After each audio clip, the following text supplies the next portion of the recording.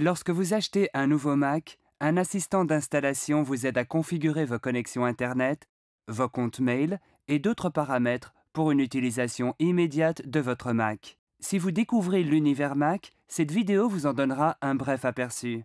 Tout commence sur le bureau, la vitrine de votre ordinateur. Essayez de concevoir votre bureau Mac comme un véritable bureau sur lequel vous exécutez toutes vos applications et accédez à tous vos fichiers. Au bas de votre bureau se trouve le dock, qui vous permet d'accéder rapidement aux applications courantes. Pour ouvrir un élément, cliquez dessus. Explorons maintenant les icônes du dock. Voici l'icône du Finder, qui vous montre tous vos fichiers et vous aide à trouver tout ce qui se trouve sur votre Mac. Ici le dashboard, avec ses widgets pratiques comme la bourse, la météo et les horaires de cinéma accessibles facilement.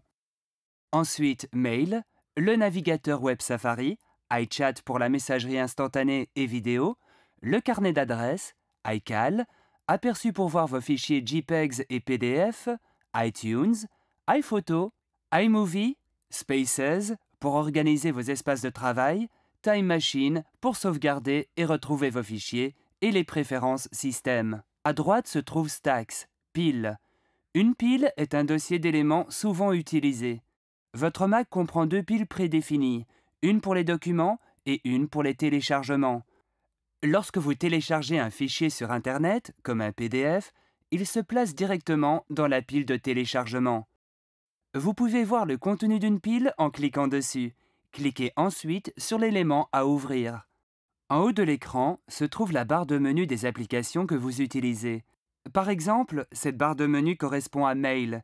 Cliquez sur un élément de la barre de menu et une liste des commandes et des tâches apparaît pour l'application en cours. Observons de plus près le Finder et son fonctionnement. Vous pouvez ouvrir une fenêtre du Finder en cliquant sur l'icône du dock. La barre de menu affiche maintenant les menus du Finder. La barre latérale simplifie la navigation. Cliquez sur une icône pour voir les fichiers et dossiers disponibles. Choisissez le mode d'affichage des éléments de votre Finder, par icône, par liste et par colonne ou avec Coverflow. Vous pouvez utiliser Quick Look pour voir vos fichiers de plus près. Tapez tout simplement sur la barre d'espace. Avec Quick Look, vous pouvez voir le contenu de vos fichiers sans même ouvrir une application. Vous pouvez facilement créer de nouveaux dossiers, les nommer et les renommer et organiser tous vos dossiers à partir du Finder. Si vous ne trouvez plus un élément, recherchez-le grâce à Spotlight à partir de cette petite fenêtre du Finder.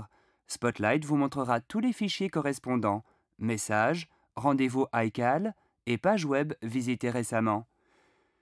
Spotlight sait aussi faire des maths. Tapez tout simplement vos chiffres pour obtenir les résultats instantanément.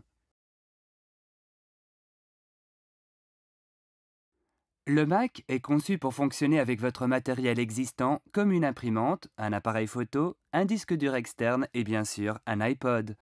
Si vous branchez un disque dur externe, il apparaît directement dans le Finder et les pilotes de la plupart des imprimantes sont déjà installés pour une configuration des plus simples. Pour cela, ouvrez les préférences système. Vous pouvez configurer tous les éléments de votre Mac dans ce panneau de commande. Cliquez sur l'icône Impression et Fax. Les imprimantes connectées à votre réseau apparaissent automatiquement. Si l'une d'elles n'apparaît pas, cliquez sur Plus et votre Mac recherchera toutes les imprimantes de votre réseau. Voilà, il en a trouvé une. Cliquez sur Ajouter, c'est tout. Si vous avez besoin d'aide, chaque application comprend un menu d'aide complet. Le site web de support Apple propose aussi des forums de discussion, des manuels de produits et des réponses aux questions les plus fréquentes. Tous les nouveaux Mac comprennent AppleCare, un support expert par téléphone et une couverture mondiale.